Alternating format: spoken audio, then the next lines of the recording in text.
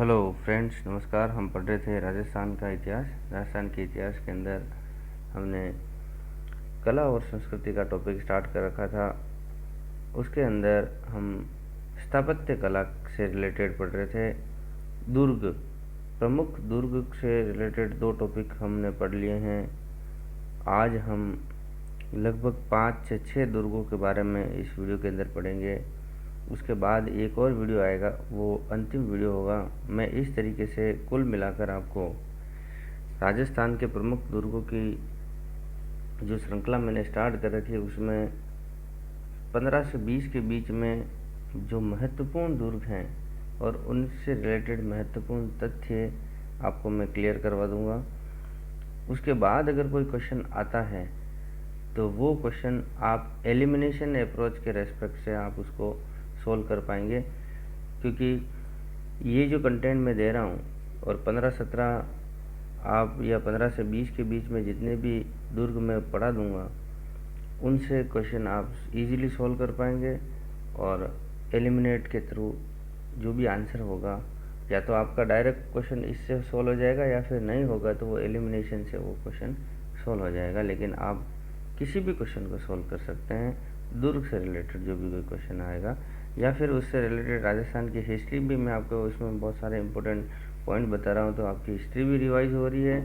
और जो उस दुर्ग से रिलेटेड कोई तथ्य हैं तो वो भी आपके क्लियर हो रहे हैं। तो अभी हम स्टार्ट कर रहे हैं आमेर के जो दुर्ग है, आमेर का किला, उससे, और उसके बाद आगे बढ़ते हैं। देखिए, जयपुर से अपन स्टार्ट कर रहे हैं। आमेर का किला जो कि जयपुर में है। आमेर नाम कैसे पड़ा, इसके बारे में थोड़ा सा देख लीजिए। अंबिकेश्वर महादेव के नाम पर है, जो कि कछवा राजवंश के जो कुल देवता माने जाते हैं, ये अंबिकेश्वर महादेव। तो अंबिकेश्वर से आम्बेर पड़ा, और आम्बेर से फिर आमेर रह गया। थोड़ा अपभ्रंश होने की वजह से समय के साथ ये चेंज होता गया और आमेर फाइनली बच गया था। इस आमेर का किला या आमेर के जो दुर्ग है, उसका निर्माण 1592 ईस्वी में मिर्जा राजा मानसिंह ने करवाया था। आपको याद रखना है। यहाँ पर इसके पास में ही, आमेर के पास में ही एक गांव है जिसको हाथियों का गांव कहते हैं, और ये विश्व में तीसरा गांव है जहां हाथियों का गांव के नाम से जाना जाता है। आमेर के जो किला है, यहाँ पर एक प्रवेश द्वार है जिसको जयपोल के नाम से जाना जाता है, और यहाँ पे जलेब चौक है। इस जलेब चौक में 2 मंदिर हैं, एक शिला माता का मंदिर और दूसरा जगत शिरोमणि मंदिर। शिला माता का मंदिर आराध्य देवी हैं, ये कछवा राजवंश की, और जगत शिरोमणि मंदिर जो है वो कनकावती रानी ने बनाया था। इन्हीं मानसिंह जी की ये रानी थी, और अपने पुत्र जगत सिंह फर्स्ट जिसकी अल्पायु में मृत्यु होने की वजह से उसकी याद में बनाया गया जगत शिरोमणि मंदिर। और उसके अंदर जो मूर्ति है, मैंने पहले भी बताया था, जिसकी मीराबाई पूजा अर्चना करती थी चित्तौड़गढ़ दुर्ग में, वहाँ से ये लाई गई थी मूर्ति। है आपको ये इस तरीके से आपको याद रखना है, सब कुछ रिलेट करके याद रखना। यहाँ पे जो प्रवेश द्वार है उसका नाम है गणेश पोल, मुख्य प्रवेश द्वार, जिसको फर्ग्यूसन ने बताया था कि ये विश्व का सबसे सर्वश्रेष्ठ प्रवेश द्वार है। तो अगर आपको क्वेश्चन में पूछा जाए कि फर्ग्यूसन ने विश्व का सबसे सर्वश्रेष्ठ प्रवेश द्वार किसे बताया, तो आपको याद रखना है गणेश पोल, जो कि आमेर का किले के अंदर है।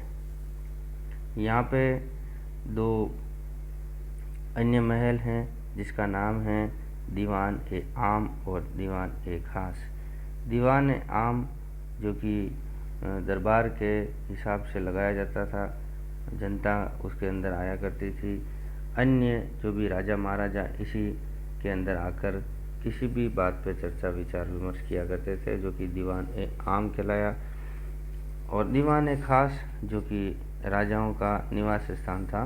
तो दीवान ए आम और दीवान ए खास ये आमेर के किले के अंदर 2 अन्य महल हैं। जगत शिरोमणि मंदिर मैंने आपको बता दिया, यहाँ पे कृष्ण की मूर्ति है, मीराबाई जिसकी पूजा किया करती थी। जगत सिंह फर्स्ट की याद में मानसिंह की पत्नी कनकावती रानी ने बनाया था। आगे देखते हैं सामान्य परिचय।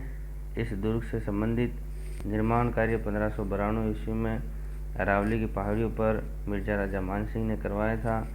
राजस्थान का ये प्रथम दुर्ग है जो कि हिंदू और मुगल शैली में बना हुआ है। दोनों का प्रभाव इस किले के ऊपर दिखाई देता है।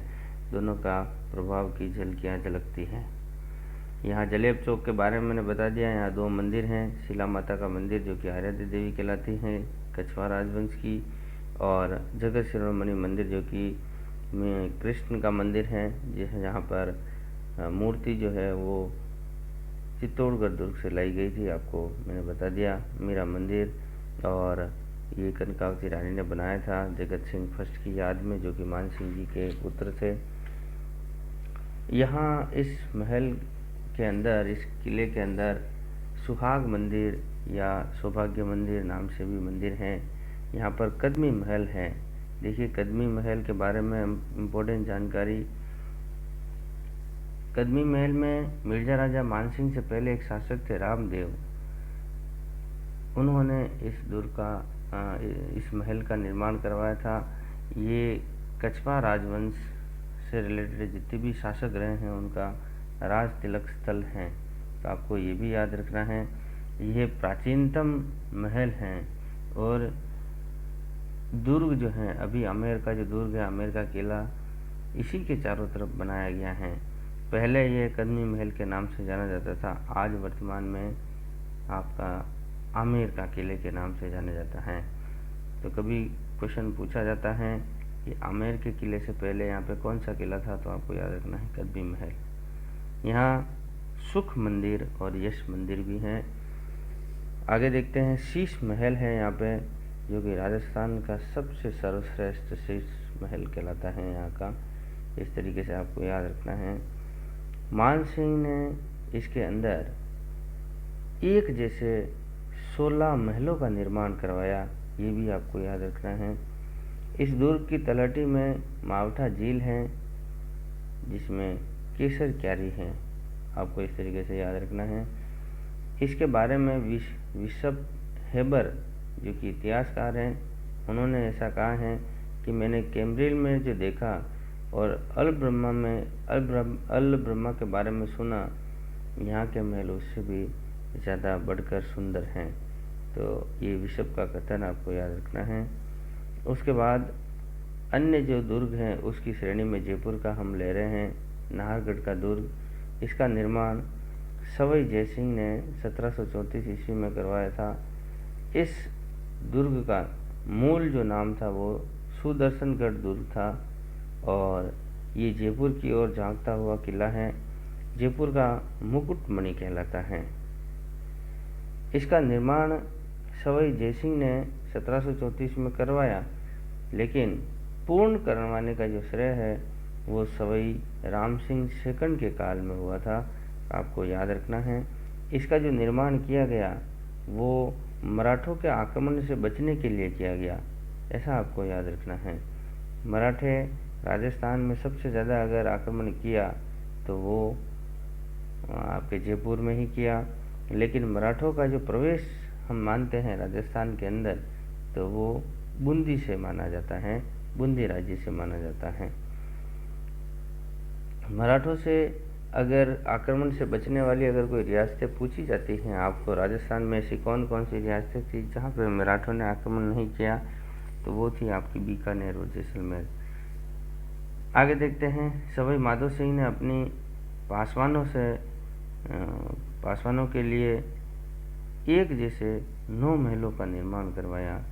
जैसे आपने अभी थोड़ी देर पहले पढ़ा कि आमेर के किले के अंदर मान सिंह ने 16 महलों का एक जैसे 16 महलों का निर्माण करवाया, उसी तरीके से सवाई माधो सिंह ने 9 पासवानों के लिए 9 महल एक जैसे बनवाए थे।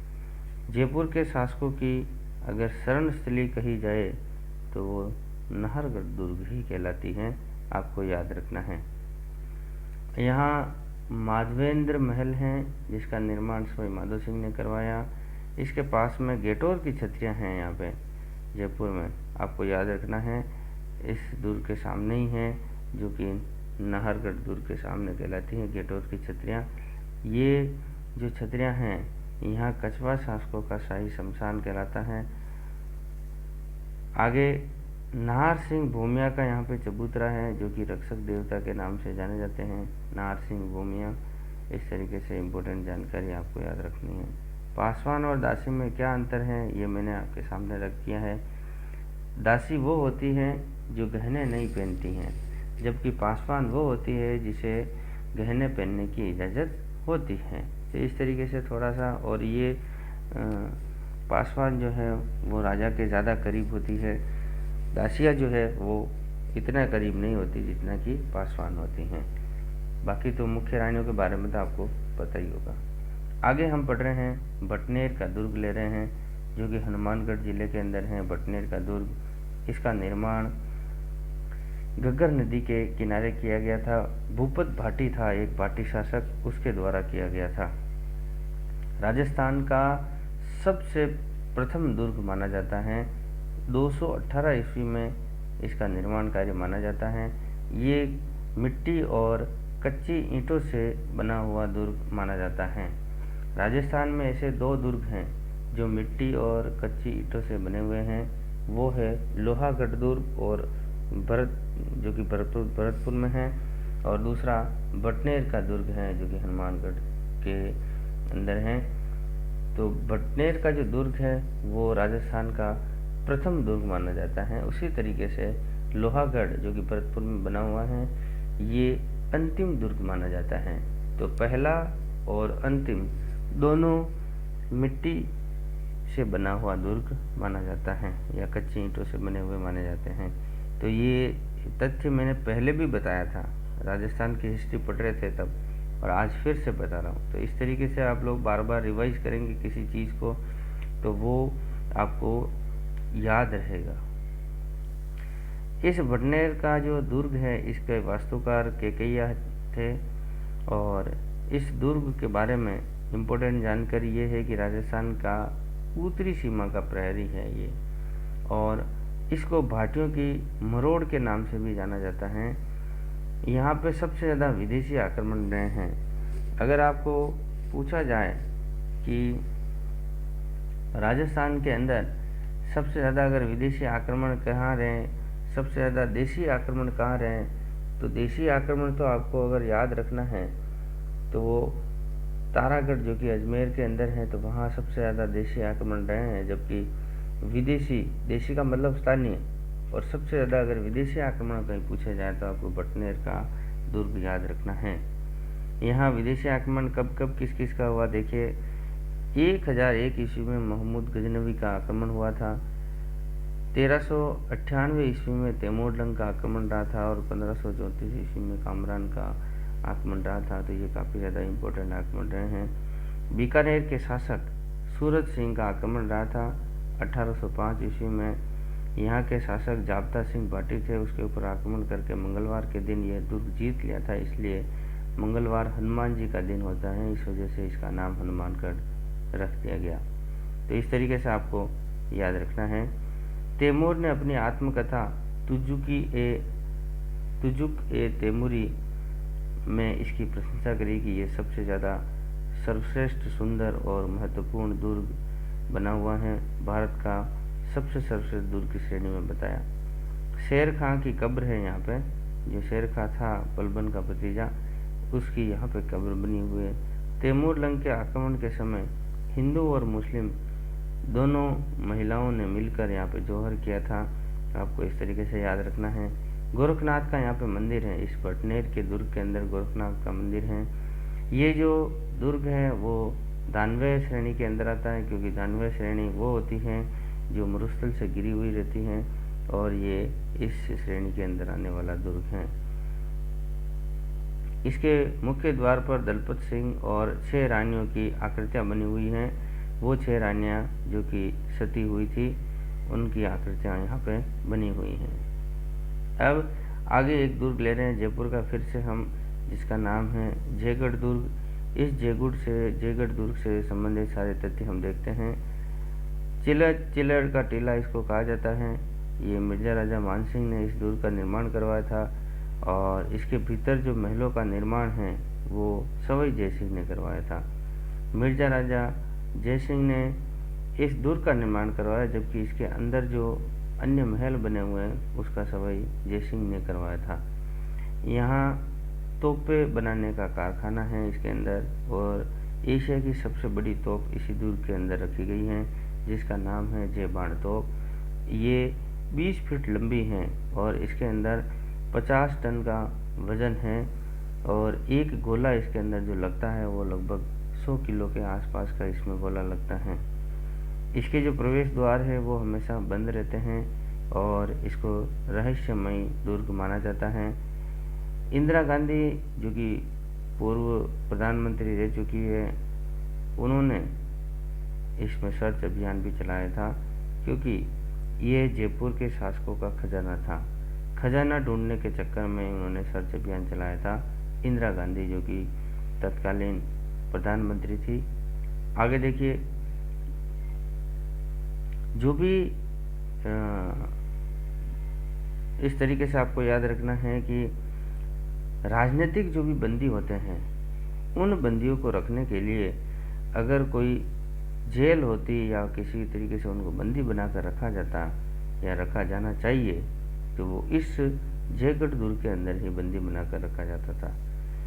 यहाँ रक्षक के रूप में जो काल भैरव हैं उनको माना जाता है, उनका मंदिर यहाँ पे है। इसका पूर्ण करवाने का जो निर्माण कार्य है वो सवाई जयसिंह को जाता है, ये मैंने आपको पहले बताया। और इस दुर्ग के अंदर एक विजयगढ़ी दुर्ग जो है वो छोटा दुर्ग के नाम से जाना जाता है, और इसके अंदर मध्यकालीन हथियारों का संग्रहालय भी है। तो इस तरीके से जयगढ़ दुर्ग से संबंधित सारी जानकारी आप लोगों ने देख ली। अब हम देख रहे हैं अकबर का किला। ये बहुत ही महत्वपूर्ण किला है जो कि अजमेर के अंदर है, अकबर का किला, और ये स्थल श्रेणी के अंदर आने वाला किला है, न कि ये किसी पहाड़ी पे बना हुआ है, न ही मरुस्थल से घिरा हुआ है, न कि जल दुर्ग है, किसी भी अन्य श्रेणी में नहीं आता है। ये एक अलग श्रेणी का दुर्ग है जिसको हम कह सकते हैं स्थल श्रेणी। इसका उपनाम अगर आपसे पूछा जाए तो आपको याद रखना है मैगजीन दुर्ग।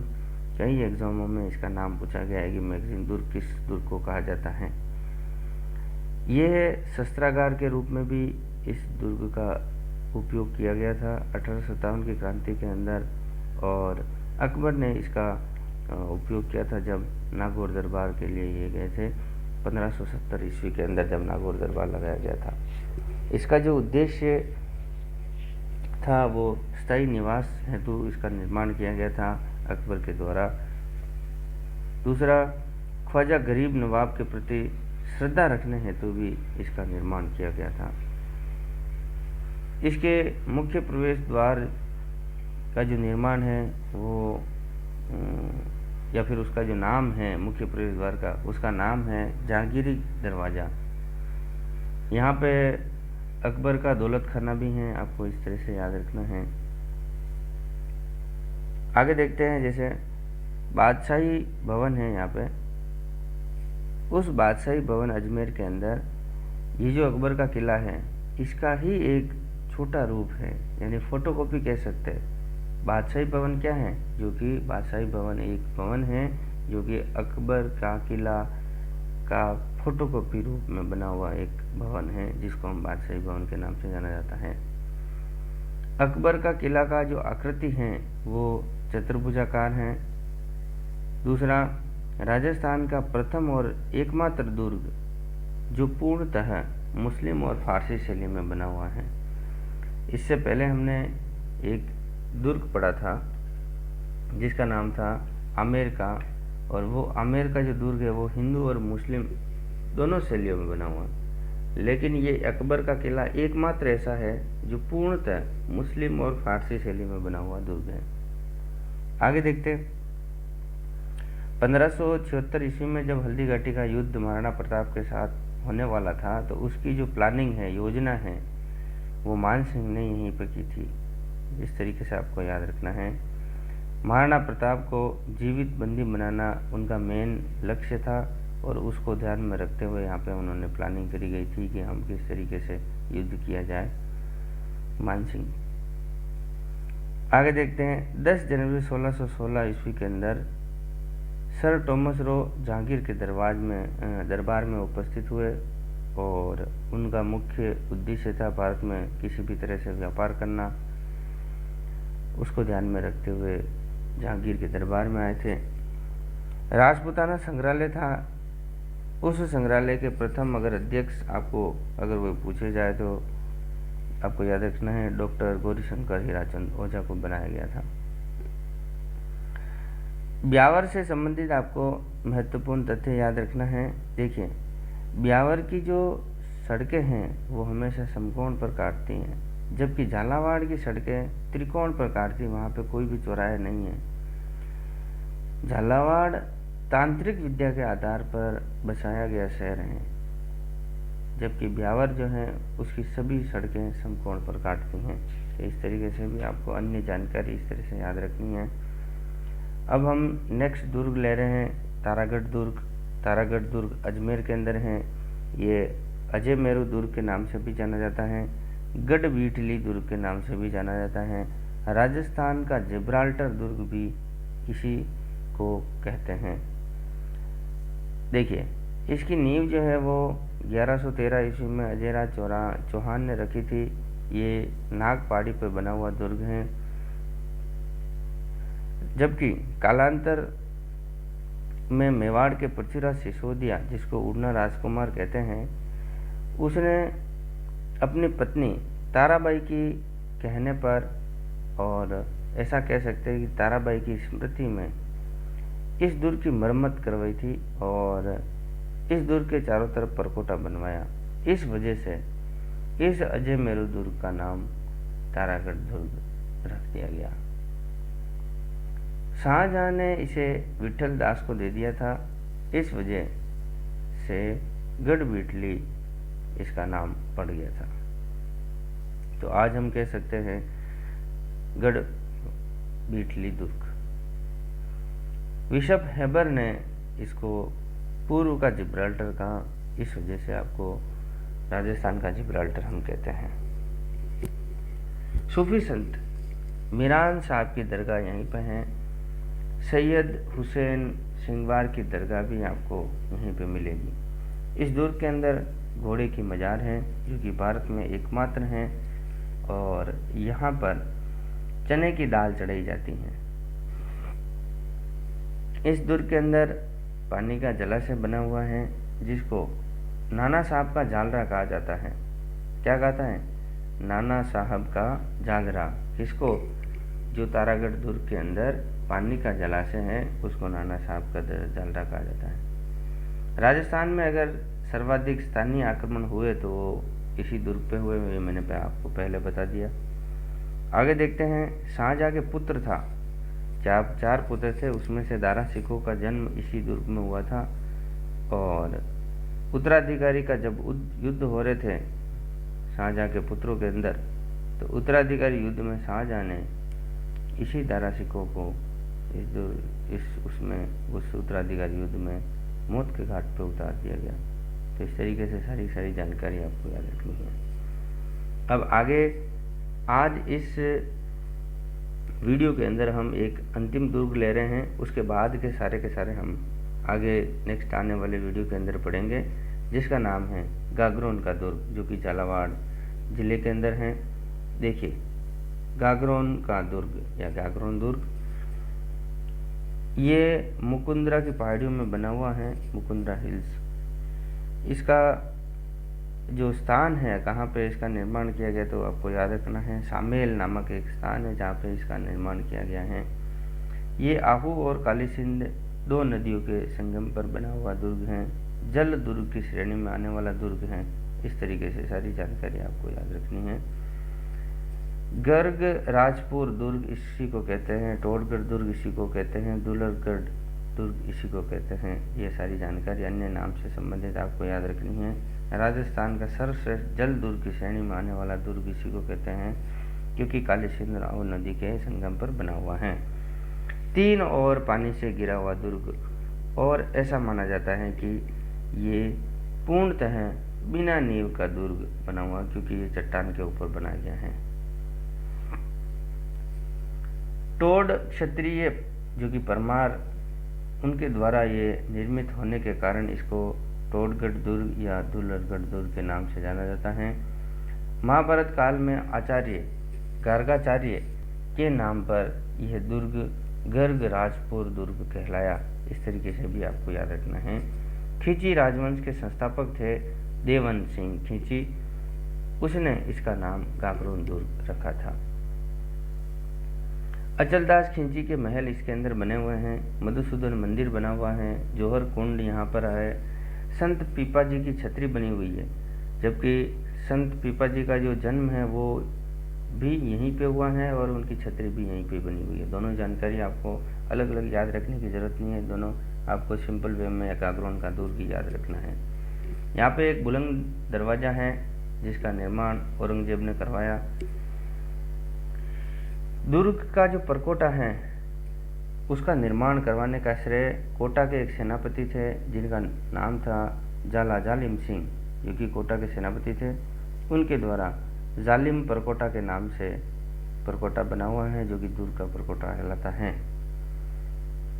इस दुर्ग के अंदर मीठे शाह की दरगाह बनी हुई है, जो कि संत हमीमुद्दीन की दरगाह के नाम से भी जानी जाती हैं। मीठे शाह की दरगाह, संत हमीदुद्दीन की दरगाह, इस तरीके से आपको याद रखना है। जबकि संत हमीदुद्दीन नागौरी की दरगाह अगर आपसे पूछा जाए तो वो तारकिन की दरगाह, जो कि नागौर के जो नागौर का जिला मुख्यालय है वहाँ पर बनी हुई है, ये भी आपको याद रखना है। मीठे शाह की दरगाह औरंगजेब के द्वारा उसका निर्माण करवाया गया था, आपको याद रखना है। दूसरा, ये जो गागरोन का दुर्ग है ये अकबर ने पृथ्वीराज राठौड़, जो कि बीकानेर के हम ये कह सकते हैं कल्याणमल के पुत्र थे, और उनको ये जागीर के रूप में दे दिया गया था अकबर के द्वारा। और पृथ्वीराज राठौड़ एक कवि थे। मारवाड़ के जो शासक थे कल्याणमल, उसके पुत्र थे दो, उनमें से एक थे पृथ्वीराज राठौड़ और दूसरा राय सिंह। राय सिंह जो थे वो महाराजा बन गए थे कल्याणमल के बाद, और उसके भाई जो थे वो पृथ्वीराज राठौड़, उनको गागरोन की जागीर दे दी गई थी। और ये सारा फैसला नागौर दरबार से संबंधित था, आपको याद रखना है। आगे हम देखते हैं अकबर को ये मतलब चिढ़ाने का काम किया करते थे कविताओं से, महाराणा प्रताप से संबंधित, कि महाराणा प्रताप कभी आपकी ज़िंदगी में अधीनता स्वीकार नहीं करेंगे, अधीनता स्वीकार कर ली नहीं करी, ये कविताओं से संबंधित उनको चिढ़ाने का कार्य करते थे। ये आपको याद रखना है। पाथल और पीथल से संबंधित, तो पीथल जो था कविताओं के अंदर पृथ्वीराज राठौड़ ही थे और पाथल महाराणा प्रताप से संबंधित था। वेली कृष्ण रुक्मणी ख्यात, जो कि पृथ्वीराज राठौड़ के द्वारा लिखा गया सबसे महत्वपूर्ण ग्रंथ है। गागरोन के किले से संबंधित, गागरोन के दुर्ग से संबंधित दो शाखे आपको याद रखने हैं। पहला शाखा 1423 ईस्वी के अंदर हुआ था। उस समय यहाँ के शासक अचलदास खींची और उनकी रानी उमादे थी। आक्रमणकारी मांडू के होशंग शाह थे, तो आपको याद रखना है। शिवदास गार्डन, जिसने ग्रंथ लिखा था अचलदास खींची रिवचनी का, उसके अंदर शिवदास गार्डन ने इस पहले शाखे का पूर्ण रूप से आंखों देखा हाल, ऐसा हम कह सकते हैं, प्रत्यक्ष वर्णन किया था। दूसरा शाखा 1444 ईस्वी के अंदर रहा था, जहाँ शासक जो था वो पालन सिंह था। ये पालन सिंह महाराणा कुंभा के भांजे थे। कौन थे? महाराणा कुंभा के भांजे, यानी भांजा था, बहन का पुत्र था। और महाराणा कुंभा ने उस समय यहाँ पे सहायता दी थी, लेकिन आक्रमणकारी जो था वो महमूद खिलजी थे फर्स्ट, महमूद खिलजी फर्स्ट, उन्होंने आक्रमण किया था। और ये दूसरा शाखा 1444 ईस्वी के अंदर संपूर्ण हुआ था। 1544 के अंदर गिरी सिंह मिल का युद्ध हुआ था, आपको याद रखना है। मालदेव और शेरशाह सूरी के बीच में मारवाड़ का युद्ध रहा था, गिरी सुमेल। तो इस तरीके से आपको रिलेट करके कुछ जानकारी आपको याद रखनी है और अपने नॉलेज को हमेशा अपडेट करते रहना है। ये मेरा हैंड रिटन नोट्स का प्रयास आपको कैसा लगा, इसकी जानकारी आप लोग मुझे लाइक के साथ करेंगे। कोई प्रॉब्लम है तो कोई कुछ क्वेश्चन पूछना है तो आप कमेंट करिए और अन्य तक पहुंचाने के लिए इसको शेयर कीजिए। चैनल पर अगर आप नए हैं तो इसको सब्सक्राइब कीजिए, जिससे कि आने वाले सभी वीडियो आपको टाइम पे मिले और आप अपने नॉलेज को हमेशा बढ़ाते रहें, अपडेट करते रहें। मिलते हैं अन्य आगे आने वाले जितने भी दुर्ग हैं इस श्रेणी के अंदर, वो सभी कंप्लीट आगे एक वीडियो के अंदर हम कंप्लीट कर लेंगे। तब तक के लिए नमस्कार।